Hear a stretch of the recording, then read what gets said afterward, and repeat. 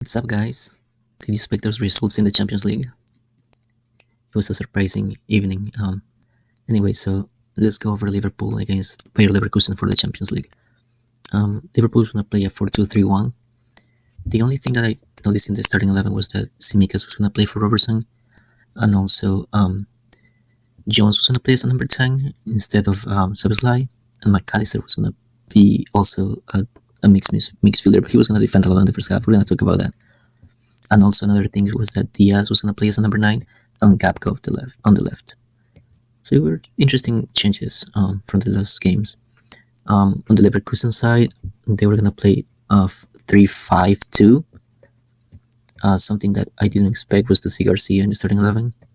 But everything else, well, Palacios, but he plays good. So that wasn't a surprise for me, but it was a 3-5-2. We're going to see that Liverpool, since they're playing at home, they're going to play super high. But something about Bayern Leverkusen is that these 5 midfielders, they rotate a lot.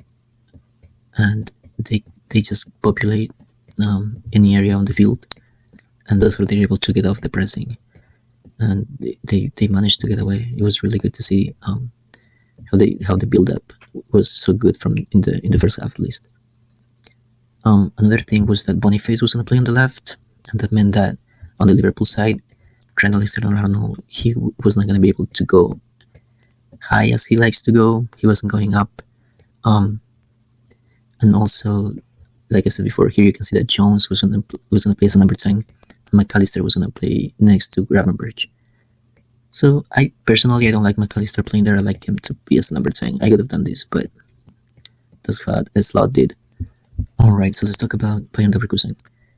Here we're going to see that they usually, like I said, they start as a 3-5-2, but when they defend, Frimpong comes down like this, so it's a 4-4-2. But also when they attack, Frimpong is the one that goes on the attack, so it's like a 3-4-3. But since they move a lot, and they rotate a lot, they leave the 3 in the back, these 2 guys here. But then Grimaldo comes here. And sometimes, well, Xhaka usually stays, but it could be Garcia or Palacios to take this place right here. So it's almost like a 3-2-5. So it's a lot of attacking power when they want to attack. Alright, so and this Bayer Leverkusen in the first half, they weren't afraid of attacking on Liverpool's half. As you can see, they were pressing super high, and these rotations with Wrist and Boniface, and it was really hard for Liverpool to defend this. Because of the position on the field, Frimpong was going to have a good duel with Tsimikas. I really liked that one.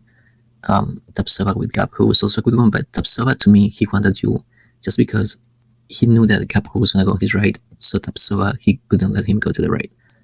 Another duel that I really enjoyed was Salah against Nkapie, because Nkapie did super good. No wonder Liverpool wanted to buy him over the summer. Then we also see, like I said, Boniface with Trent Alexander-Arnold, and also with Konate. Especially in the first half, I think it was a better duel. Then he got tired, but it was a good duel. Anyway, you could also see that after Liverpool, they managed to defend what Leverkusen was proposing. They started to attack a lot, and they even had some really good chances.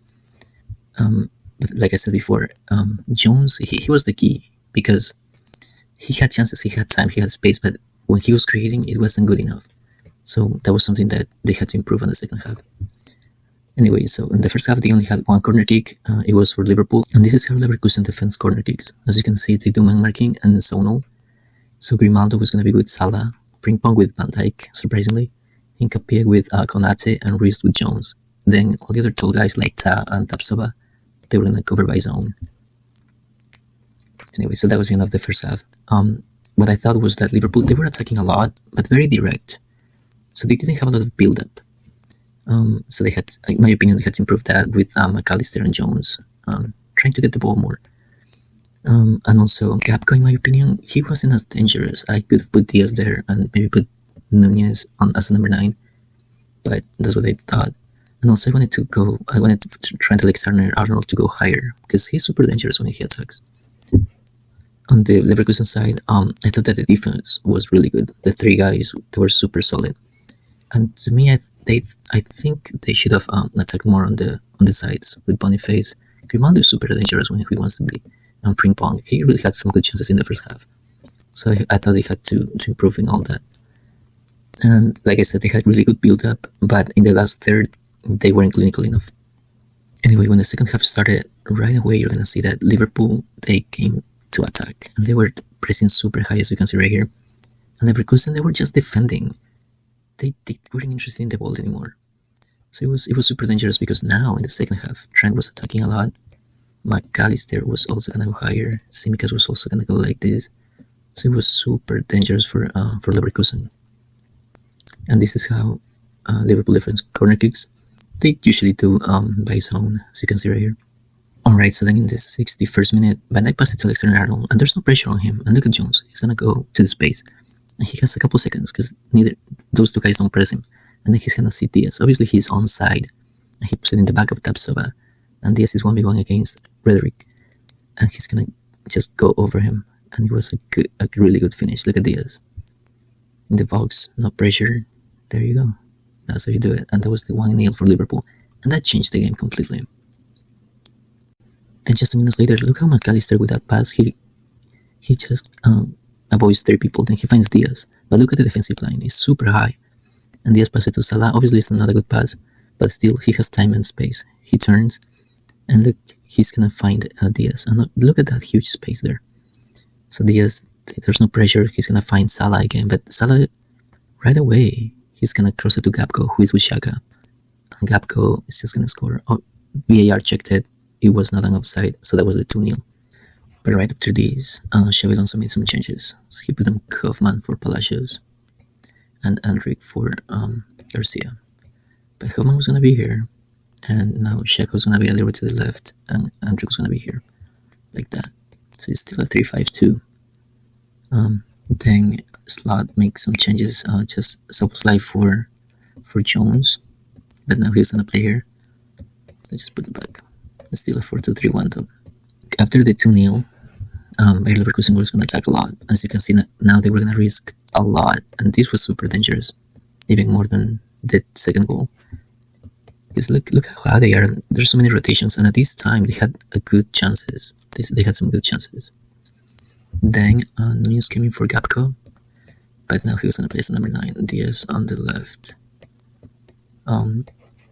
And also Bradley was going to come for Alexander-Arnold. And Robertson was going to be in for Tsimikas. Still the 4-2-3-1 that I saw before. And just a couple minutes later, Sheik came in for Boniface. And Tella came in for Grimaldo. Because now at this point they wanted to explode the left side. But obviously Bradley was fresh, so they couldn't do much on that at that point. And look, on the 82nd minute, look, Robertson's going to pass it to Nunez. Nunez is going to find McAllister. But there's no pressure there. And those guys, they don't know if they have to press or they have to go back. So look, there's 4 guys. Neither of them does anything. So McAllister is cruising. And he's going to find Salah. Now Salah has time and space. And he sees Diaz on the other side with Hoffman. And there's a little touch and Hoffman goes down. But obviously it's not a foul. And Diaz scores the 3-0. Look at that. There's a little touch, but I don't think it's a foul. What do you guys think? But then obviously that's too easy for Diaz in the box. Alright, and the last substitution was Kwanzaa for Konaté, because Konaté had to get out because if he got a yellow card, he was going to miss the game against Real Madrid. So they didn't want to do that. They didn't want to risk it. Anyway, so then in the 93rd minute, look at Hoffman. He's going to lose the ball against Robertson. He claims it's a foul, but the ref didn't give it to him. So the ball is on McAllister now. And McAllister, just with that pass, is going to leave Nunez against the defense. So there, you can see that Tapsoba and Nkapie are all they have in the defensive line. Look, so now it's 2v4. And I mean, the goalkeeper is there. Some backup is coming up, but it's super dangerous at this point. And when Nunez shoots, it bounces off Nkapie. And Luis Diaz is just going to score the 4-0. And that was his hat-trick at this point. Also, I want you guys to see that it's a no-look goal. He's not even looking. Like, that's how you do it. Anyway, I hope you enjoyed the match and please consider subscribing. Thanks.